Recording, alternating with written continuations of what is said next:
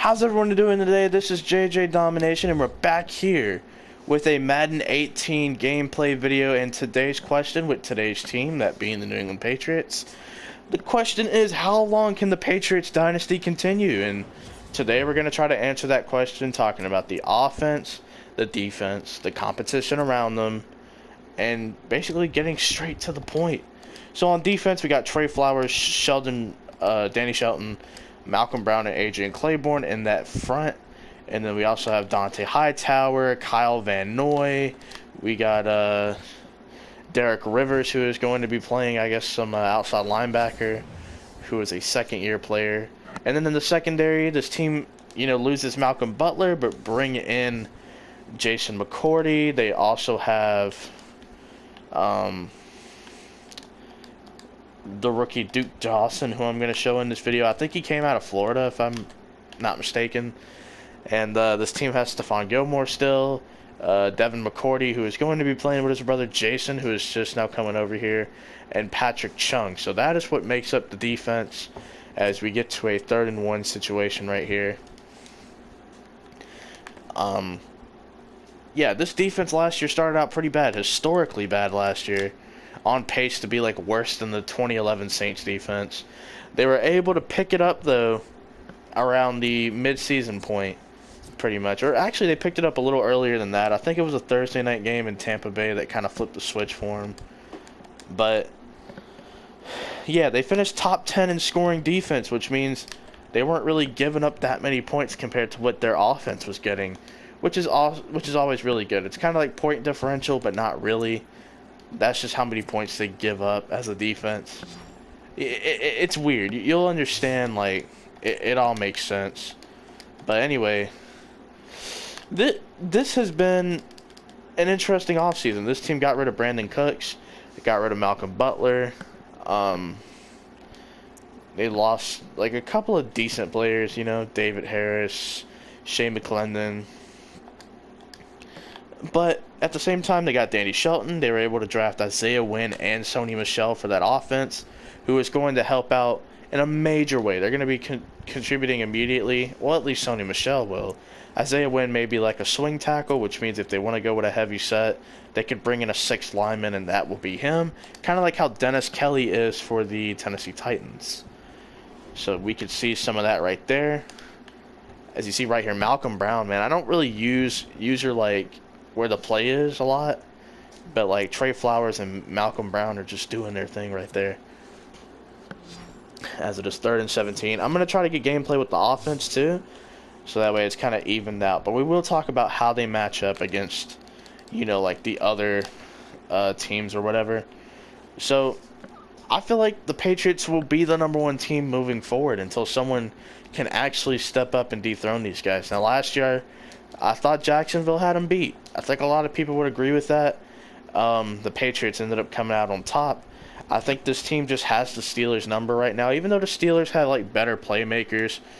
As you see right there, they tried to pull a fake punt. And yeah, I was in a regular return formation, but I got where I needed to be. That scared me, dude. Just imagine me giving up that completion right there. I would be so scared. But I feel like this Patriots team just has the Steelers' number overall.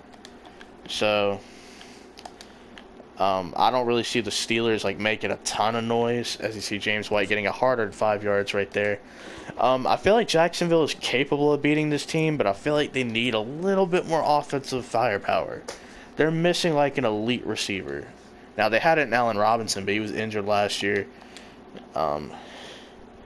Now he's with the Bears. I feel like they're just missing a playmaker. They're literally a playmaker away from beating this team because they sure as hell have the defense. No question about it. I think this team can beat the Chargers, the Titans, the Texans. That's an interesting one. Deshaun Watson has already proved that he can hang with the best quarterbacks, as he had one of the best games last year against Russell Wilson, in my opinion. Me and Aaron both agree on that. Aaron being Crewbeast242, which, by the way, I'm going to give him a shout-out. He's been giving me shout-outs. It's only fair that I do it in some videos, too. If you don't know who Crewbeast242 is, you need to go look him up on YouTube now, because he tries some different things. He's not trying to be the same. He's not trying to be an everyday YouTuber. He's trying to be a transcending YouTuber. So you need to go check out CrewBeast242. As you see, Tom Brady's going to complete that pass right there. But let's just talk more about this Dynasty thing. I'm going to try to complete this drive, try to get it on the scoreboard somehow. We need to talk more about this Dynasty. What the Patriots have done in the last 20 years has been incredible.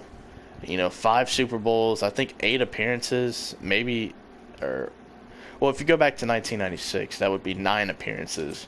But this is only 20 years, so 8 appearances. As you see, Sony Michel is in the game. He's wearing number 1. I'm going to try to get him the ball right here on a little screen pass.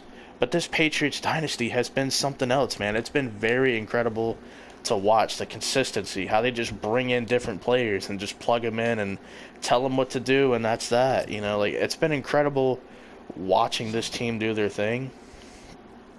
As you see, now we're going to see some Jeremy Hill. I'm not going to throw it to him on this play, but we're going to see, like, basically the Patriots just continue to do their thing. They're going to continue to have it be about the system. No ego is bigger than the system. You know, they've gotten rid of Jamie Collins and Chandler Jones, and yeah, their defense has taken a slight hit, but, you know, at the same time, they've been pretty good without them. As you see, they went to a Super Bowl. They haven't really lost a whole lot there.